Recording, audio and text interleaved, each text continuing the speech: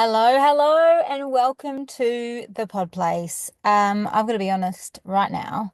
I'm sitting in my car and it is raining outside, and I am recording this podcast. And there are people looking at me, wondering, why is she talking in her car? And this is why, because I have to record a podcast episode this week and I'm dedicated to it and I really want to get this information out to you. And so wherever that happens, that's where it happens. And right now that is here. And I've just spent a big morning working on some pretty exciting projects for raising bilinguals, which I'm really pumped about, and I can't wait to share with you soon. One of them being the RB Club. If you aren't following me on socials, then you may not have heard of this, but if you are following me on socials, you definitely have heard of this because it's all I'm talking about right now. It's my newest passion project, but it's more than that. It's a real game changer for hearing parents raising bilingual deaf kids. It's going to be, and it is phenomenal. It's already started. So this club, community, village, family, whatever you want to call it, started a couple of months ago with my boot camp community, and I've brought them in. So we do have actually family members or parents, family in there right now enjoying the resources and the goodness and the monthly meetups and the expert insights and the community and just feeling aligned. They're soaking it all up. And it's about time we share the love. So that is what's happening this February. I will put a link in the show notes to the waitlist if that is something you are interested in and you'd like to know more about.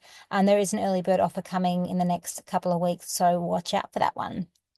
Anyway, on to the episode and what I really want to talk about today. And this is a topic that's really important to me, and it's about the value and I guess the emphasis we put on signed language development in our little deaf and hard of hearing kids, and how so often we are sort of told, or it's projected onto us, that a deaf child's first sign is not really the same as a deaf child's first spoken word. And a lot of the time, the people around us don't see the sign development as, mammoth and as huge and as significant as the spoken language development. And so it can sort of send us into a bit of a spiral, particularly with parents who are really on this bilingual journey and are really into it and are, raring to go and loving what they're soaking up with their child and loving the Auslan or the ASL or the BSL or whatever sign language you're learning. And then to have people just sort of not be on board or not to see it as amazing as you do. And that can be really discouraging. And it is this, unfortunately, this sort of, I guess, message out there that's perpetuated that we really just want all our deaf and hard of hearing kids to be able to speak. That's like the goal. That's what we're aiming for. And so, yeah, sign language is really nice and that's really cute and fine and that's great, but let's focus on the speech. And I sort of want to just throw that and flip that on its head and go, no, no. Firstly, before I get into the topic here, which is 6 reasons why I celebrated my deaf son's first sign more than his first spoken word. Firstly, we need to debunk right now that sign languages are any less complex or rich or diverse than spoken languages. That's just not true. They are equal in their value, equal in their complexity, equal in their richness. They both are attached to culture, history. They are both languages. Just because we don't speak them with our mouths doesn't make them any less weighted or substantial. And sometimes you can see it and think you know what a sign language is from looking at it. And a lot of people call it hand flapping or English on the hands or whatever you want to talk. And it's nothing like that. Like nothing like that. And it really can't be explained unless you learn the language or learn a signed language and really dive deep into the nuances and cultural connection and linguistic elements within those languages because they are so rich. And unfortunately, the people who are carrying this opinion around sign language as being inferior in some way are people who don't know sign languages. And so it's very much an objective, out outer perspective that's based in ignorance and a lack of awareness. And a lot of the time it's well intended in regards to people coming up and saying, oh, is your deaf child going to speak soon? They're sort of trying to connect with you on that and support you and thinking that is your goal as well. But little do they know, for a lot of us parents on the bilingual journey, our goal is language.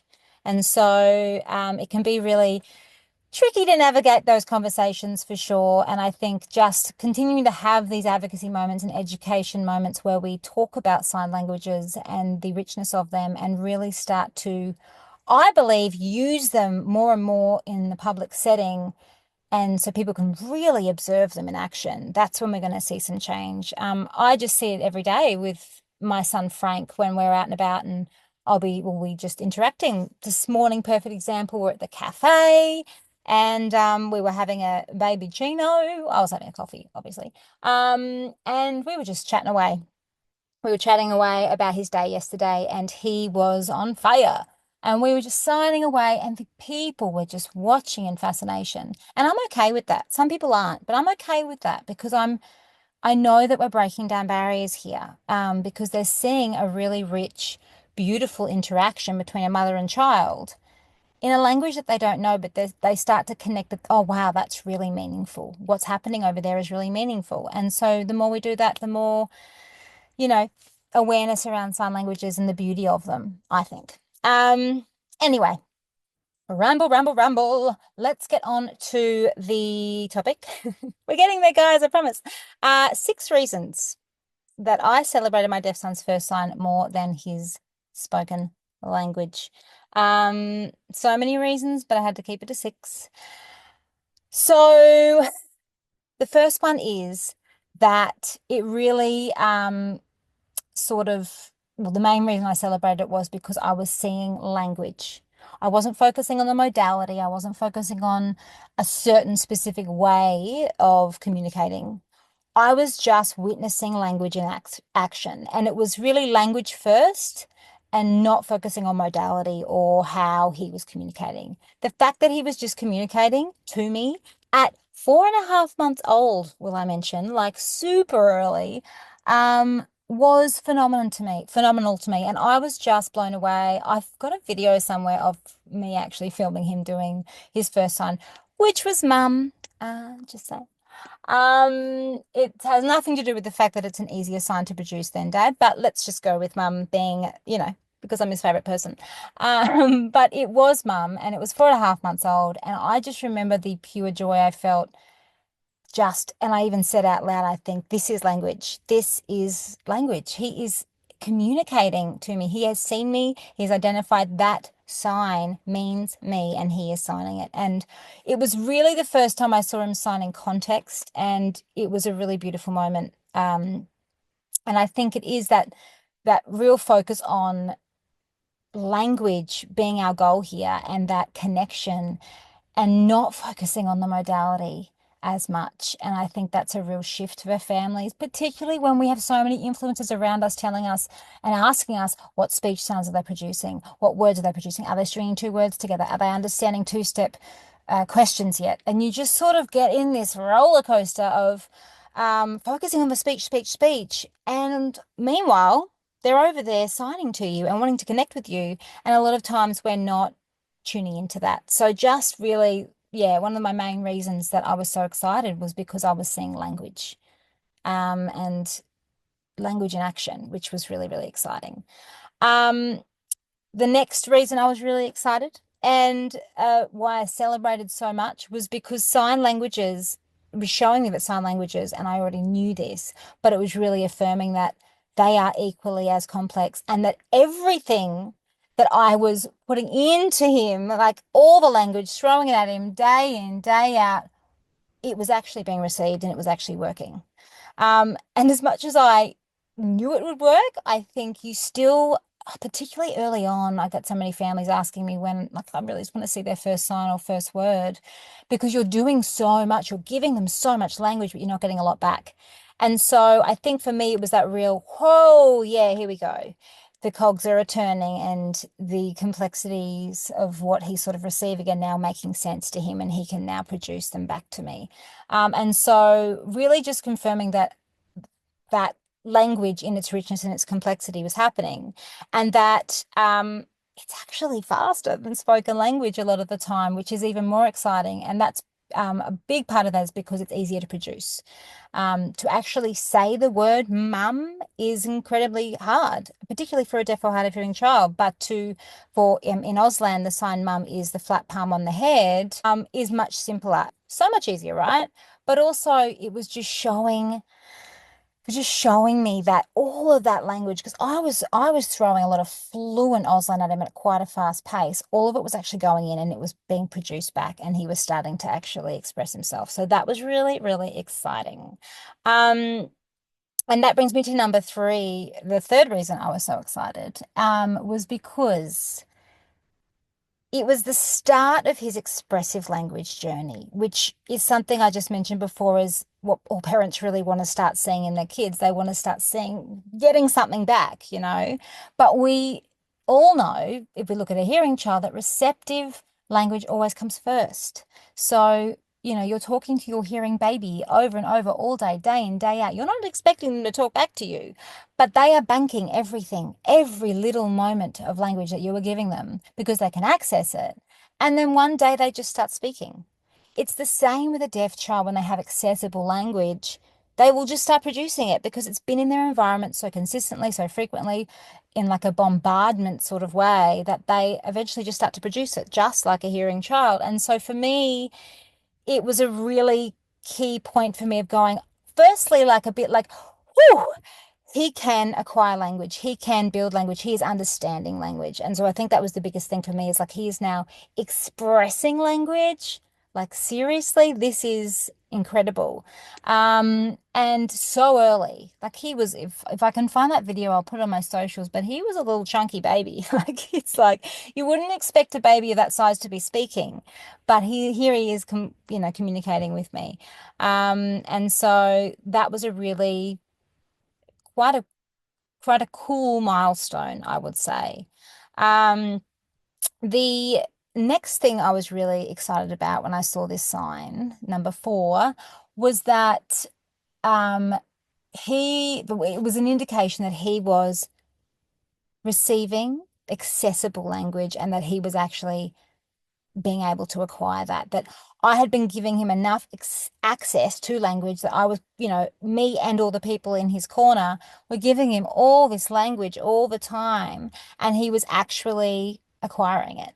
And it was because there was that accessibility there. And so that was really important for me because I think even though if my boy just wanted to acquire Auslan and didn't have any access to spoken language and that was just his journey, I'd be so thrilled and so proud of him. There is still that pressure from those interventionists and therapists and just society where I was like still going, okay. So what's happening? If he's doing this, surely the spoken language is also going to come too, and how great because I want this bilingual model, right? But that wasn't the case for my son for a long time. And so we thought his hearing aids were giving him access, right?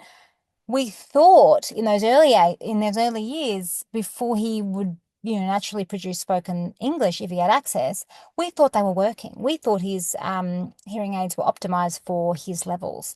They were not.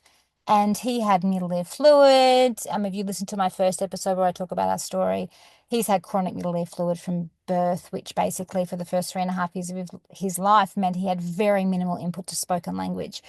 We started to coin that and sort of understand that a little bit more when we were doing more frequent audiology appointments and hearing tests and starting to work out, oh, wait, he's really not hearing anything.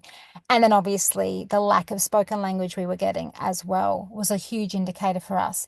And so I think moving back into that number four reason, it was just so comforting to know that he was receiving language and that because we'd been giving him such access to all language, not just spoken, even though we were told that it would be enough with his levels and that he was a textbook case and with hearing aids he would speak.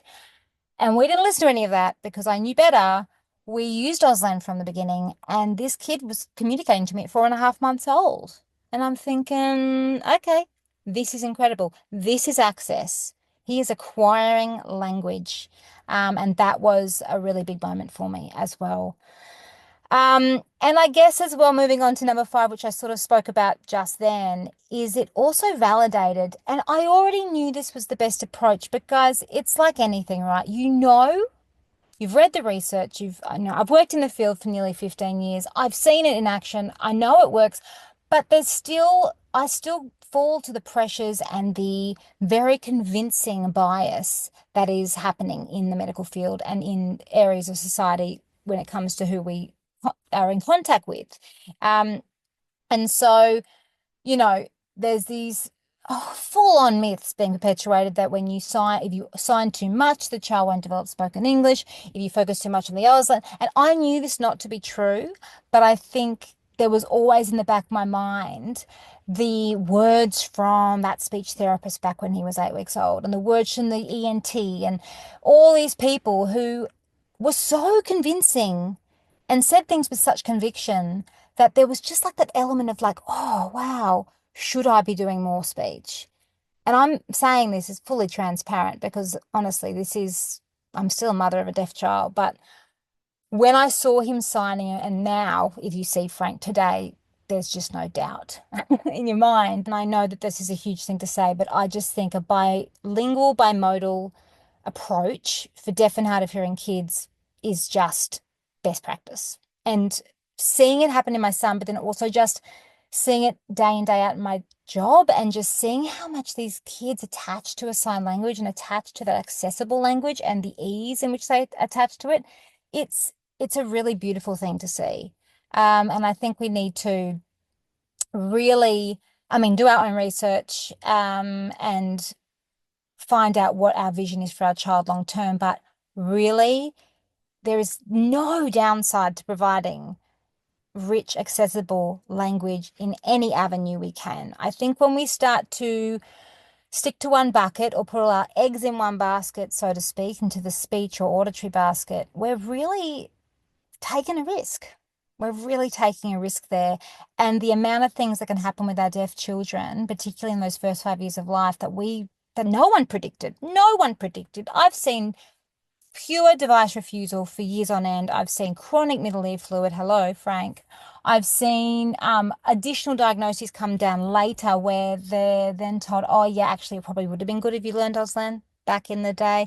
There's so many times I could give you hundreds of case studies of things that have happened to deaf children in that first 5 years of life, which has completely steamrolled the family and derailed their whole journey because they were told not to sign.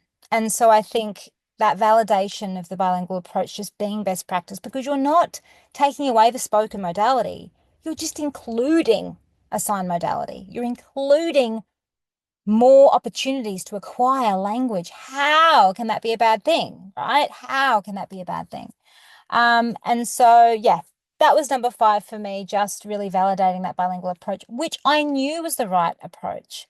But I'm human. And when people tell you something enough times, you start to doubt yourself, right? Even though you've seen it, even though you've witnessed it, even though you've experienced it, it doesn't matter. It's something to do with the human brain. It just trips for a little bit there. And so, and maybe it was I was still in that postpartum period feeling like a little bit vulnerable. But it was a really, yeah, validating moment. And then the final one, which was actually probably my most exciting one, I'd say, is that it solidified this idea of this lifelong connection and language that we were going to share as a family. Because now that he was acquiring and producing and expressing with Auslan, and that was like actually starting to become his language, I had this really wonderful feeling where I was like, oh yeah, this is our family language now. Like this is going to be our family language for life. And that made me so happy. Probably for slightly selfish reasons because I was already fluent. And so I thought, hey, this benefits me. But no, it wasn't about that. It was really that I really wanted my deaf kid to have both languages and to see how easily And seamlessly, he was developing Auslan from an early age. And just watching him over the last couple of years and just he's taken such ownership of the language. It's just so beautiful to watch. And honestly, it just makes my heart completely sing. Like I'm just so lucky and proud and in awe of him. But just that moment where he started to produce the Auslan, I thought, wow, yes, we've got it. This is going to be beautiful. And whatever happens to the spoken language happens, but we have language here, and this is going to be our lifelong language with him, with our family, and it's going to mean we will always have connection with him. We will always be able to communicate. We'll always be able to have that relationship, that bond, and build those deeper connections together and support him in building them with his deaf community, which was so, so exciting. I just knowing that he would be able to seamlessly move into the deaf community and be a part of that world and navigate the hearing and deaf worlds in a way that suits him, just from this one sign, that's where I went. I was like, yes, we're here. Um, and that's how my brain works, really. I do think about 30 steps ahead sometimes, and not in a good way. But they were really the six main reasons that I celebrated so heavily when my deaf son signed his first sign. And it wasn't that I didn't celebrate his spoken language, but I think everyone's out there celebrating deaf children speaking, right? That seems to be just on a platform. That's the goal in society. And to actually flip that a bit and go, hey, my deaf child just signed his first sign.